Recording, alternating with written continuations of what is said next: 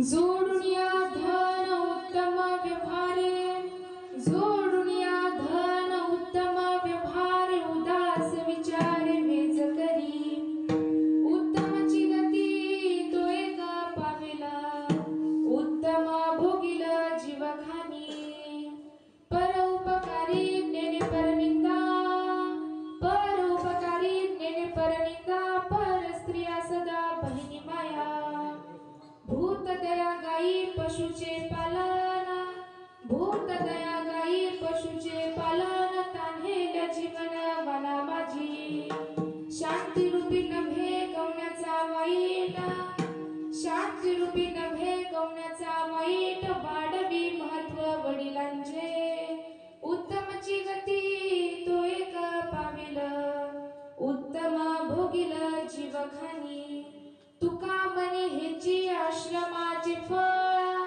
तुका म्हणे हेची आश्रमाचे फळ, परमपद बळ वैराग्याचे, उत्तमची गती तो एक पाविल, उत्तम भोगिल जीवखाली, विठ्ठल विठ्ठल.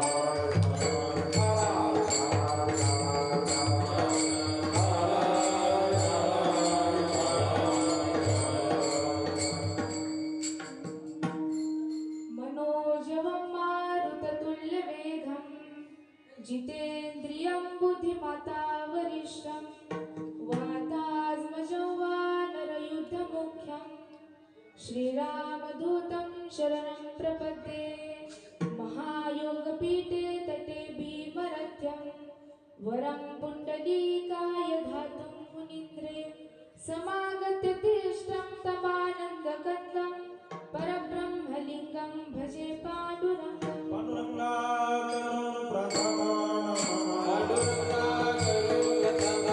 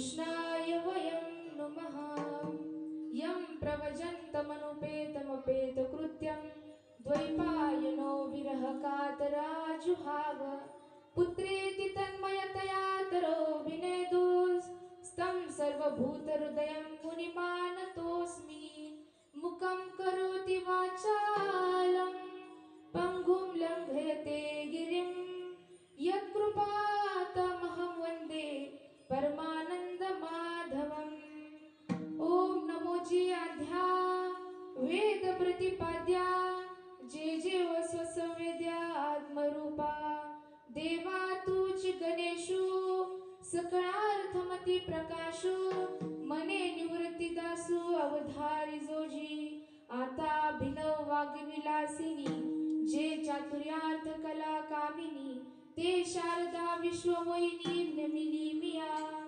माझ हृदयी सद्गुरु जेने तारिलो हा संसार पुरू मनोनी विशेषत्या धरू विवेकावरी विठ्ठला विठ्ठला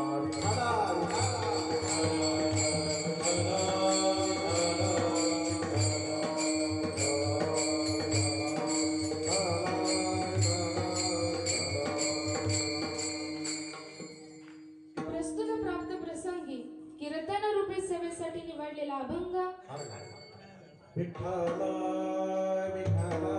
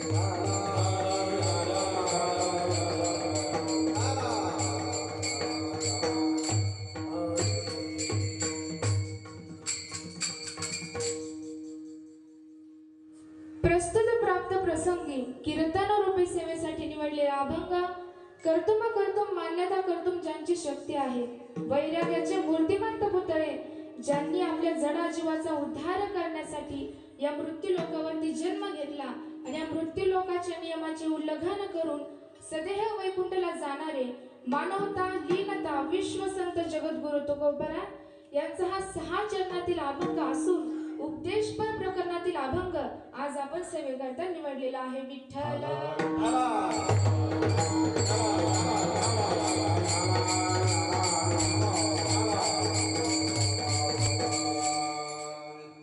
अभंगाकडे वळण्यापूर्वी अल्पसा परिहार देणे अगत्याचे आहे तर परिहार असा आहे की सालोवांप्रमाणे चालत असणारा हा अखंड हरिनाम सप्ताह आणि सप्ताहातील आज दुसऱ्याच दिवसाची कीर्तन रूपी सेवा मला श्री हरिभक्त पारायण बाबूराव महाराज ढवळे व तसेच एकनाथ महाराज ढवळे व सर्व तुम्हा समस्त गावकरी मंडळांमुळे मला या ठिकाणी येण्याचा योग प्राप्त झाला।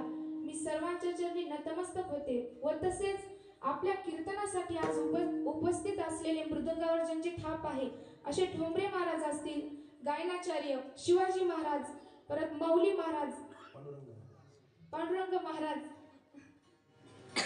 आणि सर्व त्या ठिकाणी टाळकरी आपल्या गावातील टाळकरी मंडळी आणि भजनी मंडळ व तसेच डॉक्टर ताई आहेत, ढवळे ताई आहेत, हे या ठिकाणी उपस्थित आहेत। सर्वांच्या चरणी नतमस्तक होते आणि आपल्या अभंगाकडे वळण्याचा मात्र प्रयत्न करते विठ्ठला।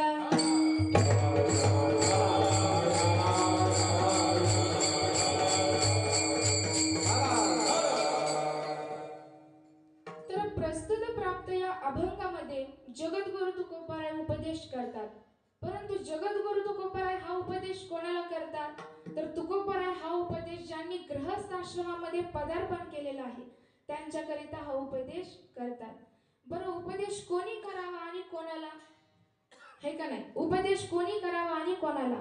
तर ज्ञानीने अज्ञानाला उपदेश करावा, मोठ्याने लहानाला उपदेश करावा, पतीने पत्नीला उपदेश करावा, मालकाने नोकराला उपदेश करावा, संतांनी जगाला उपदेश करावा, शिक्षकांनी त्या ठिकाणी विद्यार्थ्यांना उपदेश करावा आणि देवाने भक्तांना उपदेश करावा. विठ्ठल.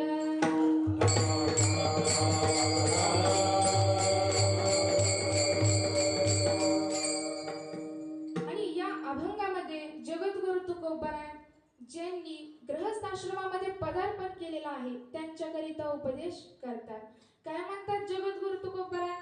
की ज्यांनी गृहस्थ आश्रमामध्ये पदार्पण केलेलं आहे त्यांच्याकरिता मात्र पैसा लागतोच. कारण बघा, लग्न झाल्यानंतर बायकोची इच्छा असती साडी घ्यायची, ज्वेलरीज घ्यायची, तर मग त्यासाठी पैसाच लागणार. देव देणार आहे का? काय महिला मंडळ? कीर्तन आता सुरू झाले, मी अगोदरच सांगते आम्हाला रिस्पॉन्स पाहिजे. आज आपलीच पार्टी. लाजायचं काय? लाजायचं नाही, मोठ्याने लाजायचं, मग रिस्पॉन्स द्यायचा. मग आपलं लग्न झाल्यानंतर आपल्याला इच्छा असते ज्वेलरीज घ्यायची, आपण म्हणता येणार आहे का? पैसाच लागतो. मग तुकोबराय म्हणतात की गृहस्थ आश्रमामध्ये पदार्पण केल्यानंतर त्या ठिकाणी वित्त लागतो, पैसा लागतो. आणि जगद्गुरु तुकोबराय म्हणतात की अजून गृहस्थ आश्रमामध्ये काय काय गोष्टी असायला पाहिजे असा उपदेश करणारा हा अभंग आज आपण सेवेकरता निवडलेला आहे. तर मग म्हणतात ना की त्या ठिकाणी संसारामध्ये वित्त लागतं, पैसा लागतो आणि पैशाशिवाय कोणीही या जगामध्ये आपल्याला किंमत देत नाही. म्हणतात ना, पैसा तेरा नाम क्या, परशा परशु परसराम. परसराम त्याचं नाव असतं, पैसा नसल्यामुळे त्याला परशा म्हणतात. थोडासा पैसा आला की परशु म्हणतात आणि जास्तच तो धनवान झाला की काय म्हणतात? परसराम शेठ, शेठ लावतात. या ठिकाणी या जगामध्ये फक्त आपल्याजवळ पैसा असेल तरच किंमत आहे. धनवंताला लागी सर्व मान्यता आहे. धनवंताला लागी सर्व मान्यता आहे.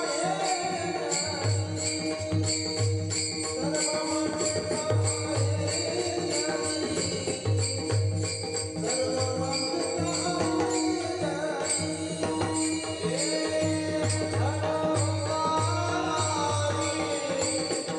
सर्व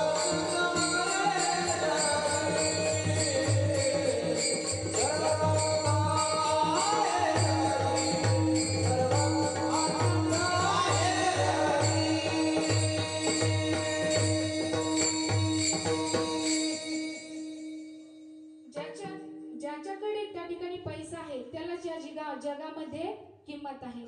ते म्हणतात ना की परमार्थामध्ये चित्त पाहिजे, संसारामध्ये वित्त पाहिजे आणि शरीरामध्ये पित्त पाहिजे. संसारामध्ये चित्त पाहिजे कारण चित्त नसल्याशिवाय परमार्थ होत नाही. त्रिवेणी संगमी केल्या, 4 धाम केले, परंतु चित्त नव्हतं तर सगळं त्या ठिकाणी काय केलं? चित्त नाही रामे तरी ते चित्त नाही रामे तरी ते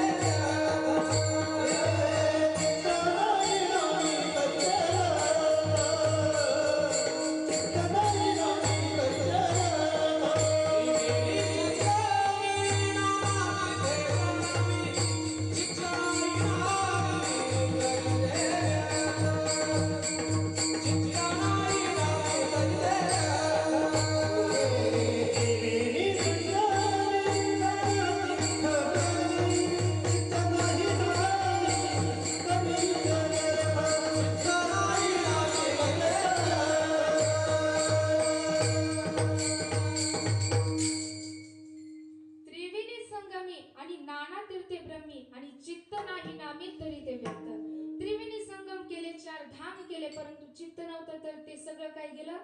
व्यर्थ केलं. खूप छान प्रमाण उचललं महाराजांनी.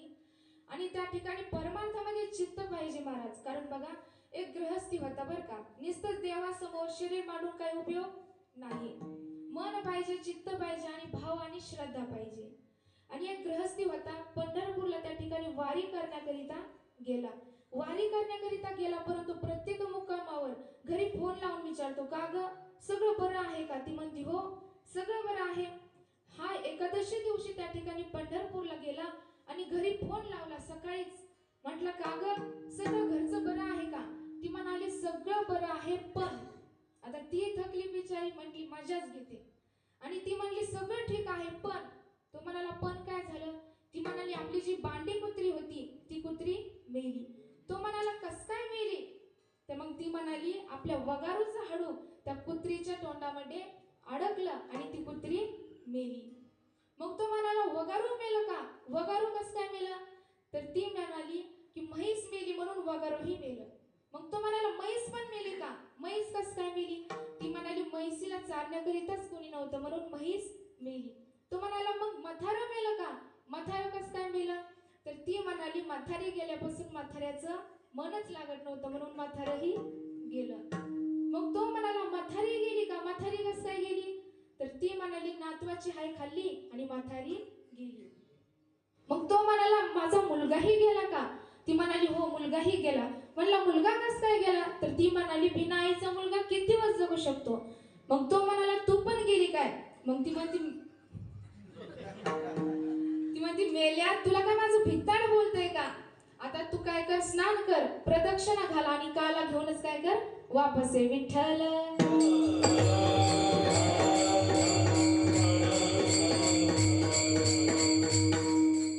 अशा प्रकारे महाराज ज्या ठिकाणी आपल्याला परमार्थ करायचा आहे त्या ठिकाणी चित्त लागतं, भाव लागतं, श्रद्धा लागते.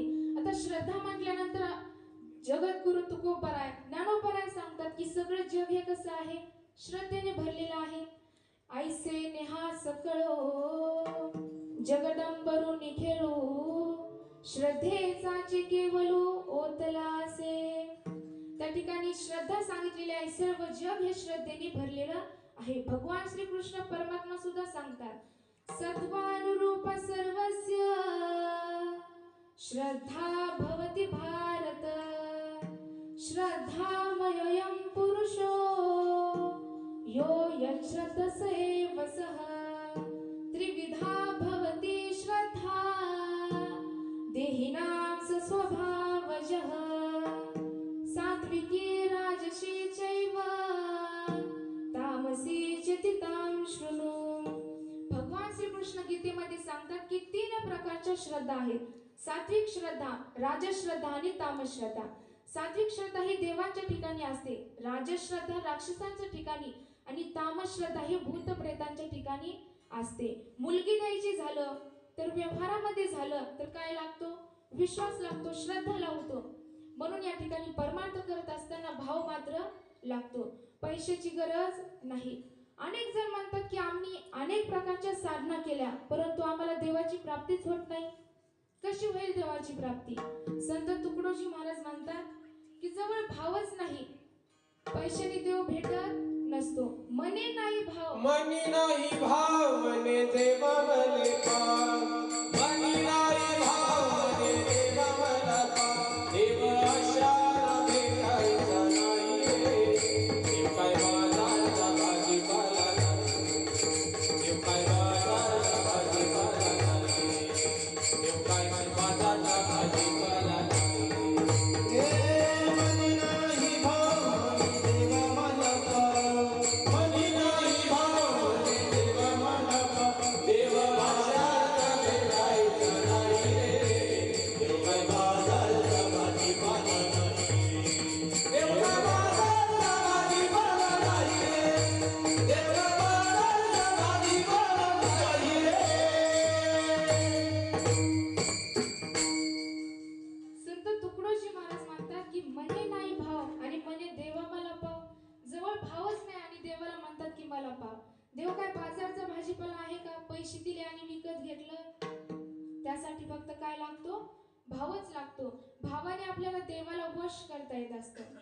भावेन देवं कलया नरेंद्रं धनेन कांता कपटेन शत्रु सत्येन मित्रं कृपया च पुत्र ज्ञानेन मोक्षं वशमानयन्ति. जवळ भाव असेल तर सगळं काही आपल्याला देवाला वश करू शकतो आपण. म्हणून त्या ठिकाणी आपल्याजवळ भाव पाहिजे. आणि भाव कसा पाहिजे? एकनिष्ठ पाहिजे. तुकोबरा म्हणतात की माझे कुळदैवत पांडुरंग आहे, ज्याचे कुळदैवत पंढरीनाथ होईन दासी सूत त्यांची घरी. एवढा एकनिष्ठ भाव तुकोबरांचा पांडुरंग परमात्म्याच्या चरणी होता. आपल्या महाराष्ट्रीयन बाया काय करतात माहितीये का? वारानुसार देव बदलतात, एकनिष्ठ राहतच नाहीत. सोमवार आला की भगवान शंकरांचं भजन करतात, मंगळवार आला की देवीचं भजन करतात.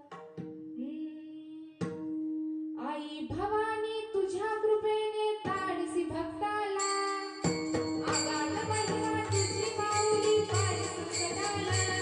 आई कृपा करते माझ्या करते जागवी तोरत सारी, आई कृपा करते माझ्या करते जागवी तोरत सारी. आज कोण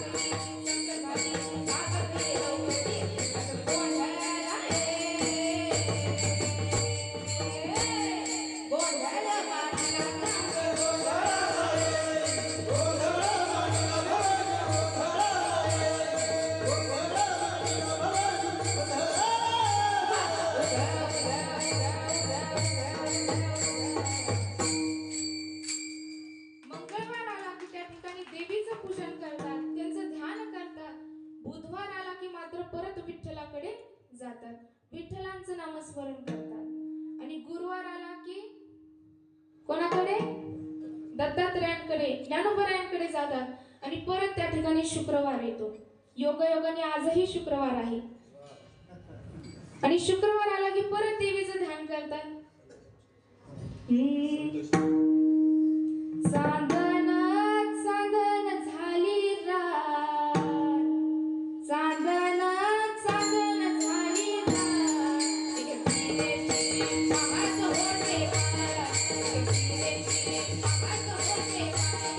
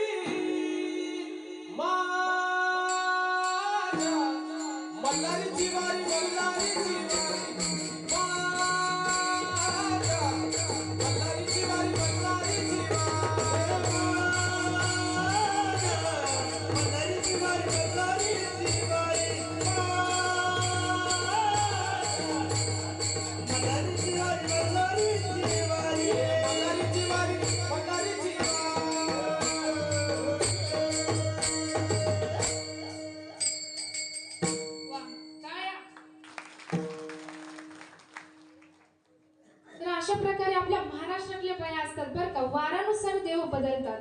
परंतु मी तुम्हाला सांगून जाईन थोडक्यात की भागवत ग्रंथामध्ये सांगितलेले आहे की भगवानचे अवतार कसे आहेत, असंख्य आहेत. ज्या वेळेस भक्तांवरती संकट आलं तर त्यावेळेस देवांनी अवतार घेतले आहे. अवतारा असंख्य, भगवानचे अनेक अवतार आहेत, परंतु तत्व मात्र कसं आहे, एक आहे. हे बघा, उदाहरण सांगून जाईल. समजा आपल्या गावातली एखादी बाई मेली नाही बरं का, इमॅजिन करायचे, समजून घ्या. समजा मेली तर तिची नाडी चेक करतात. मग काय म्हणतात, ही बाई मेली, हिच्यामधली आत्मी गेली का आत्मा गेला, हा आत्मा गेला म्हणतो. आणि पुरुष जर मेला तर आत्मा गेला. सांगायचं तात्पर्य एवढंच की भेद हा शरीरांमध्ये भेद आहे, तत्वांमध्ये भेद नाही. जसं की आपण पाण्यालाच काय म्हणतो, जल म्हणतो, वॉटर म्हणतो, नीर म्हणतो, परंतु पिण्यासाठी पाणी मात्र काय आहे, एकच घटक आहे. मग त्याचप्रमाणे आपण देवाला हनुमंतराया म्हणतो, कृष्ण म्हणतो. हे सगळे रूप आहेत त्यांचे, परंतु त्यांच्यामधलं तत्व कसं आहे, एकच आहे. तुम्ही कोणत्याही देवाला भजा, त्या ठिकाणी त्या केशवाला जाऊन पोहोचत असतो. आकाशात पतितम तोयम यथा गच्छति सागरम सर्व देव नमस्कार केशव प्रतिगच्छति. तर त्या ठिकाणी आपण बाहेर निघलो होतो की परमार्थामध्ये चित्त पाहिजे, भाव पाहिजे, श्रद्धा पाहिजे. जसं शरीर पित्ताशिवाय चालू शकत नाही. 3 प्रकारचे पित्त आहेत, आंबट, गोड आणि कडू. मग त्याचप्रमाणे संसारही पैशाशिवाय चालू शकत नाही. विठ्ठल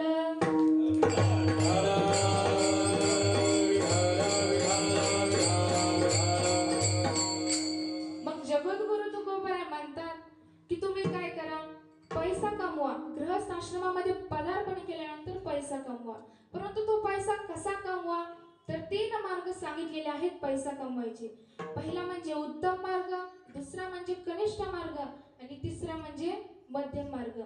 या दोन्हीचाही विचार करण्यापेक्षा जो धन कमवायचा मार्ग आहे, या उत्तम मार्गाचं प्रतिपादन जगद्गुरु तुकोबराय अभंगाच्या प्रथम चरणामध्ये करतात. जोडूनी आधार उत्तम व्यवहारे, जोडूनी आधार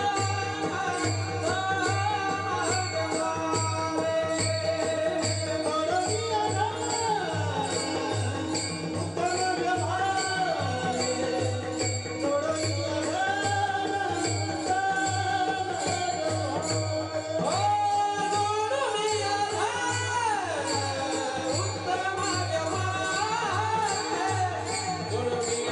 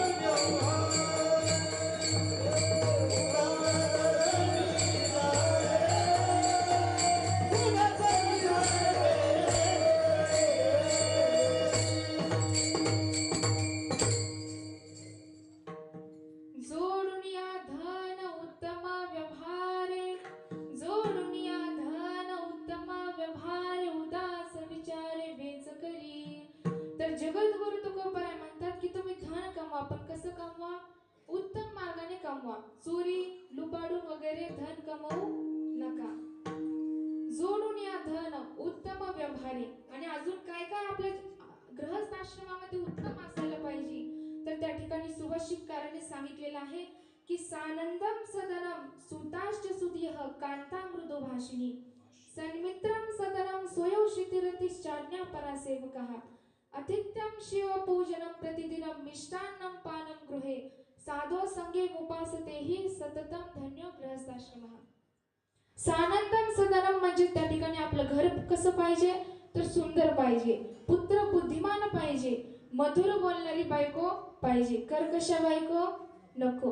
कर्कशा बायको असल्यावर कसं होतं, जीवनाचं वाटोळं होतं. आणि काय काय बाया कशा असतात, उलट्या डोक्याच्या असतात. एक बाई होती बर का, तिला त्या ठिकाणी दिवसभर भांडणं केल्याशिवाय करमतच नव्हतं. अशी त्या ठिकाणी तिची हॅबिट होती, सवय होती की दिवसभर तिला भांडण केल्याशिवाय झोप येत नव्हती. गावकऱ्यांनी ठरवलं की आज हिच्यासोबत भांडण करायचं नाही, बोलायचं सुद्धा नाही, कारण थोडंसं जरी बोललं की ती भांडणावर न्यायची. मग गावकऱ्यांनी ठरवल्यानंतर दिवस कसा तरी गेला, परंतु तिला रात्री झोपच येईना. आणि झोप येईना म्हणून शेजारणीकडे गेली. आणि शेजारणीकडे गेल्यानंतर शेजारणी शेतातून आलती, चुलीवरती स्वयंपाक करत होती. आणि स्वयंपाक करत असताना ही गेली आणि ही म्हटली, काय ग स्वयंपाक करतेस? म्हटली हो. मग मला ही स्वयंपाक करायचा आहे, चूल पेटवायची, विस्तू दे ना. ती म्हणाली असा कसा देऊ विस्तू, काहीतरी ताट वगैरे घेऊन ये. ती म्हणली धर माझा पदर आणि टाक या पदरात विस्तू. मग ती म्हणाली अगं तुझा पदर जळेल. ती म्हणली माझा पदर जळण म्हणती का, तुझाच पदर जळण, तुझा खानदान जळण, तूच जळशील. अशा त्या ठिकाणी बाया असतात की भांडण केल्याशिवाय त्यांना झोप येत नाही. आणि काय काय उलट्या डोक्याच्या असतात. दोघ जण मित्र होते. एका मित्राचं लग्न झालं आणि लग्न झाल्यानंतर मित्र त्या ठिकाणी संसारामध्ये व्यस्त झाला. आणि संसारामध्ये कसं की बायको कशी भेटली, त्याला उलट्या डोक्याची भेटली. शरबत मागितलं की चहा आणायची आणि चहा मागितलं की शरबत आणायची. थंड मागितलं की गार आणि गार मागितलं की थंड. मित्र भेटायला आला, म्हटला तुझं मस्त लग्न झालं, आता एन्जॉय करत असतील. म्हटलं कशाचा एन्जॉय, इथं माझा आयुष्याचाच एन्जॉय झालाय. तर मग तो म्हणाला काय झालं, अरे बायकोला थंड मागितलं तर गरम आणते आणि गरम मागितलं तर थंड आणते. मग मित्र म्हटला तू उलट करत जा, जेव्हा चहा पाहिजे तेव्हा शरबत मागत जा आणि जेव्हा शरबत पाहिजे चहा मागत जा. तो म्हणला तसंही ठीक आहे. बराच काळ निघून गेला. त्या ठिकाणी त्याच्या वडिलांचं वर्षश्राद्ध जवळ आलं. तो म्हणाला उद्या माझ्या वडिलांचं वर्षश्राद्ध आहे. म्हणाली मग काय नाही, उद्या कोणालाही जीव घालायचं नाही. ती म्हणाली घालायचं. तो म्हणाला बरं घालायचं तर घालायचं, पूर्ण गावाला जीव घालायचं नाही. ती म्हणाली पूर्ण गावाला काय, सगळ्या पंचक्रोशीला जीव घालायचं. मग त्या ठिकाणी दुसऱ्या दिवशी सगळ्यांना जीव घातलं. आणि जीव घातल्यानंतर पावसाचे दिवस होते. आणि पावसाचे दिवस असताना मग तो म्हणाला हे पत्रवाळ्या घेऊन मी त्या ठिकाणी उकंड्यामध्ये टाकून येतो. ती म्हणाली तुम्ही कसं काय जाणार? मी जाणार आणि उकंड्यामध्ये नाही, मी त्या ठिकाणी नदीत टाकून येणार. गेली, नदीत टाकायला गेली. पूर आलेला होता नदीला आणि वाहून गेली. वाहून गेल्यानंतर शेजारचे लोक बघायला लागले आणि जिकडे नदी वाहती तिकडे त्या ठिकाणी बघू लागले. तो म्हणाला काय करतायत? ते म्हणाली वाहून गेली तुमची पत्नी, तर तिला शोधतोय. तर तो म्हणाला की ती उलट्या डोक्याची होती, जिकडे नदी वाहते तिकडे नाही वाहती, ती उलटी वाहत गेली असेल, तुम्ही उलटीकडे बघा. तर काही अशा बाया असतात की उलट्या डोक्याच्या असतात. म्हणून गृहस्थ आश्रमामध्ये अशी कर्कश बायको किंवा उलट्या डोक्याची बायको नको, नाहीतर आयुष्याचं त्या ठिकाणी वाटुळं होतं. म्हणून त्या ठिकाणी मधुर बोलणारी बायको पाहिजे. सानंदम सदनम सुताश्च सुधिः कांतामृत भाषिणी सन्मित्रम सदनम स्वयोषितिरतिश्चाज्ञा परासेवकः. मित्र पाहिजे सुख दुःखामध्ये साथ देणारा, सुख दुःखामध्ये साथ देणारा पाहिजे. Because our life in important is our friend, because friendship is a golden chain. कारण मैत्री ही कशी असते तर सोन्याच्या चेनीसारखी असते. आपल्या जीवनामध्ये एकतरी मित्र पाहिजे सुख दुःखामध्ये साथ देणारा. आणि सेवक पाहिजे कसा? आज्ञाधारक सेवक पाहिजे. आतिथ्यम शिवपूजनम प्रतिदिनम मिष्टान्नम पानम गृहे. आपल्या घरी जे पाहुणे येतात त्यांचं स्वागत झालं पाहिजे, त्यांना अपमानित केलं नाही पाहिजे.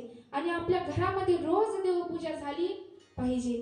आतिथ्यम शिवपूजनम प्रतिदिनम मिष्टान्नम पानम गृहे. जेवताना एकतरी गोड पदार्थ पाहिजे. आणि साधो संगे उपासते ही सततम धन्यो गृहस्थाश्रमा. संतांची संगत पाहिजे. ज्या गृहस्थाश्रमामध्ये हे सगळं आहे तर तो गृहस्थाश्रम कसा आहे? धन्य आहे. तर अशा प्रकारे सुभाषितकार सांगतात की गृहस्थाश्रमामध्ये ह्या सर्व गोष्टी पाहिजे.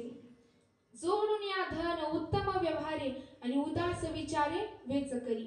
आपण जोडून या धन उत्तम मार्गाने पैसा कमवायचा, पण तो पैसा कमवल्यानंतरही तो पैसा कुठे खर्च करायचा याचं त्या ठिकाणी नॉलेज पाहिजे. तो पैसा आपण सत्कार्याच्या ठिकाणी खर्च करायचा. सत्कार्य म्हणजे काय? ज्या ठिकाणी बांधकाम सुरू आहे, मंदिराचं बांधकाम सुरू आहे, गोरगरिबांना सहकार्य करणे म्हणजेच त्या ठिकाणी सत्कार्याच्या ठिकाणी पैसा खर्च करणे. महिला मंडळ, आपण चांगल्या मार्गाने पैसा कमवतो बरोबर. मग तो चांगल्या मार्गाने पैसा कमवला, सत्कार्याच्या ठिकाणी खर्च केला, यातून आपल्याला काय फायदा होणार हेच महाराज अभंगाच्या द्वितीय चरणामध्ये सांगतात. उत्तमाची गती तो एक पावेला,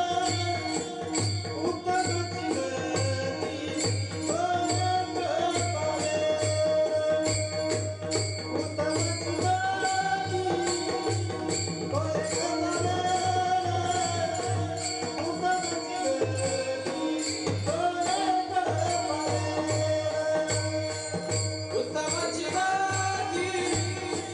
एक पावेला, उत्तमाची गती तो एक पावेला, उत्तमाची गती तो एक पावेला. उत्तमाची गती डोळे कमावेला,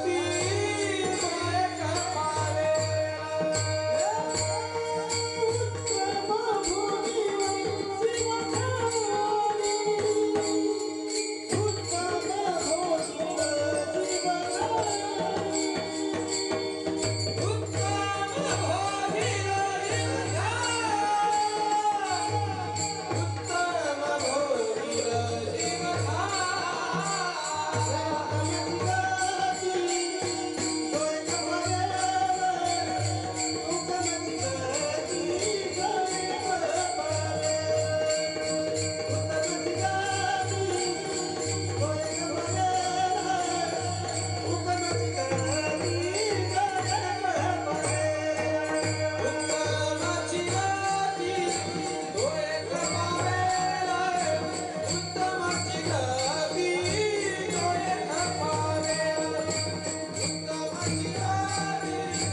डोळे कमावेला, उत्तमाची गती डोळे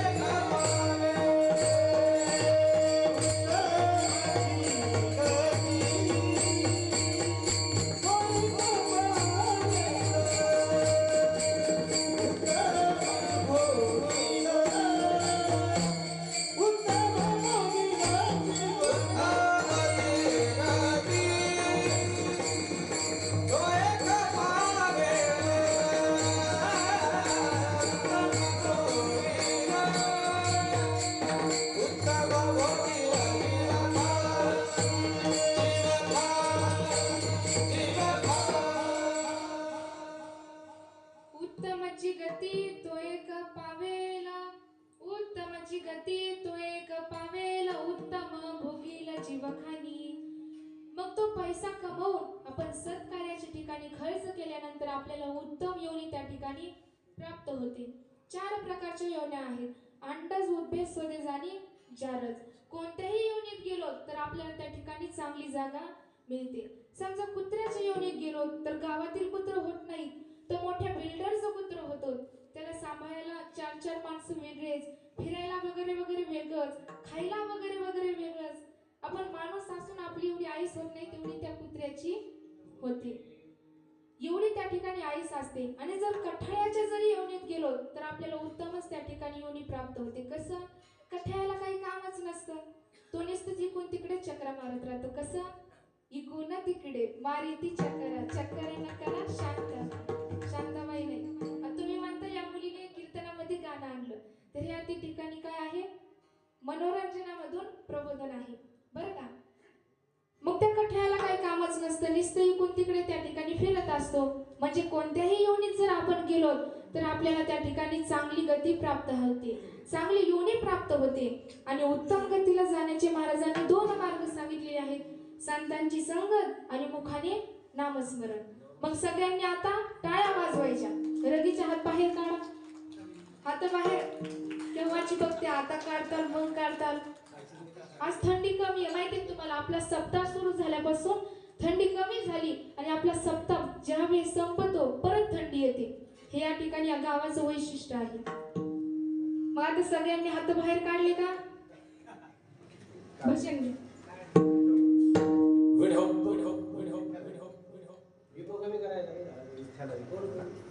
सगळ्यांनी टाळ्या वाजवायच्या आणि मुखाने नामस्मरण करायचं. विठ्ठल विठ्ठल विठ्ठल विठ्ठल विठ्ठल